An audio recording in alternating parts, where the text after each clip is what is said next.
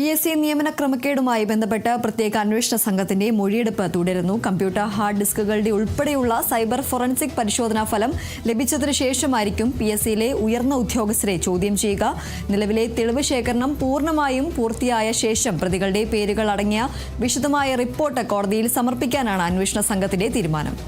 Aparna case ചേരുന്ന വിവരങ്ങളുമായി. അപർണ, ഏതായാലും ഈ ഹാർഡ് ഡിസ്കുകൾ അടക്കം പരിശോധിച്ച് അതിന്റെ പൂർണ്ണമായ ഒരു ഫോറൻസിക് പരിശോധനാ ഫലം അടക്കം ലഭിച്ചതിന് ശേഷമായിരിക്കും ഉയർന്ന ഉദ്യോഗസ്ഥരെ അടക്കം ചോദ്യം ചെയ്യുക എന്ന വിവരമാണ് ഇപ്പോൾ ലഭിക്കുന്നത്. എന്തൊക്കെയാണ് മറ്റു വിവരങ്ങൾ?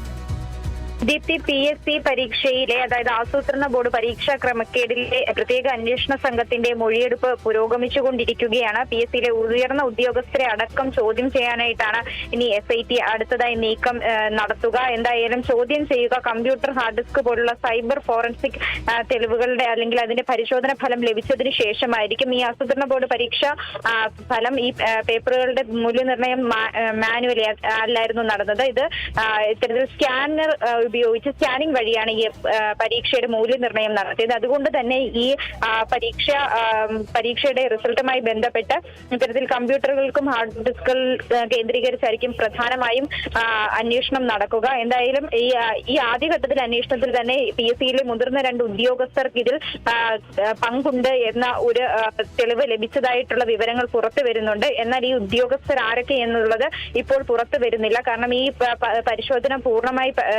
പൂർണ്ണമായതിനു ശേഷമായിരിക്കും ആരൊക്കെയായിരിക്കും ഇതിൽ ഉൾപ്പെട്ടിട്ടുണ്ടാവുക എന്ന കാര്യം അടക്കം ഇവരുടെ പേരുകൾ അടക്കം വെളിപ്പെടുത്തുക. എന്തായാലും ഈ കമ്പ്യൂട്ടർ ഹാർഡ് ഡിസ്ക്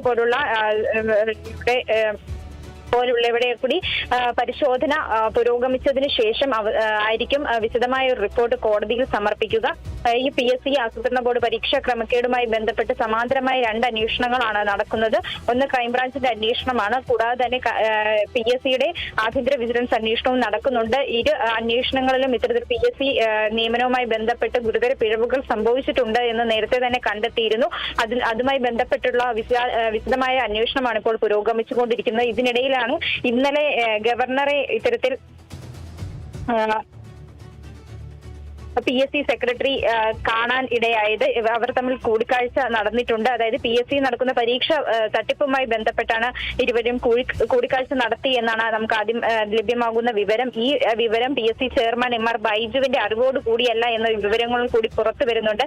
എന്നാൽ ഇത്തരത്തിൽ ഈ PSC സെക്രട്ടറി സ്വമേധയാ ഇത്തരത്തിൽ ഗവർണറുമായി ഒരു കൂടിക്കാഴ്ച നടത്തുകയായിരുന്നു എന്നാണ് ഗവർണറുടെ ഓഫീസിൽ നിന്ന് ലഭ്യമാകുന്ന വിവരം. എന്തായാലും PSC പരീക്ഷ ക്രമക്കേടുമായി ബന്ധപ്പെട്ട് ഗവർണർ കൂടി ഉൾപ്പെടുന്ന ഒരു സാഹചര്യം കൂടിയുണ്ട്. എന്തായാലും വിശദമായ ഒരു അന്വേഷണത്തിലേക്ക് ക്രൈംബ്രാഞ്ച് കടക്കുകയാണ്.